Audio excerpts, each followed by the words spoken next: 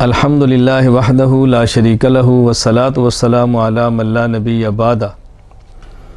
ایسی چیز جو غذا یا دوا کے طور پر کھائی جاتی ہے، جان بوجھ کر اس کو کھا لیا یا پی لیا تو روزہ ٹوٹ گیا۔ قضا اور کفارہ دونوں لازم ہیں۔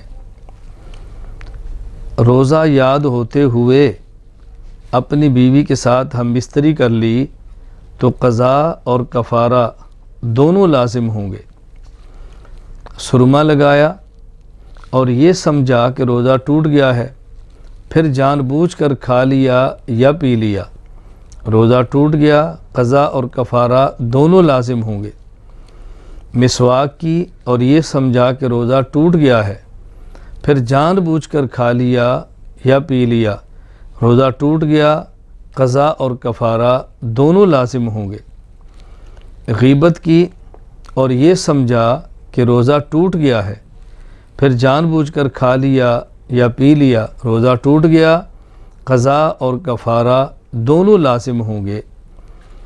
اگر کوئی شخص بیوی کو ہم بستری پر مجبور کرے، اس کی بیوی راضی نہ ہو اور جبراً اپنی بیوی کے ساتھ ہم بستری کرے تو روزہ دونوں کا ٹوٹ گیا۔ مرد پر قضا اور کفارہ دونوں لازم ہیں، لیکن بیوی پر صرف قضا لازم ہے، کفارہ لازم نہیں۔ عورت نے یہ سوچ کر کہ آج مجھے حیض آنا ہے، روزہ توڑ دیا، پھر حیض نہیں آیا تو روزہ ٹوٹ گیا اور قضا اور کفارہ دونوں لازم ہوں گے۔ روزے کی حالت میں حقہ پیا یا سگریٹ پیا، روزہ ٹوٹ گیا، قضا اور کفارہ دونوں لازم ہوں گے۔ وآخر دعوانا ان الحمدللہ رب العالمین۔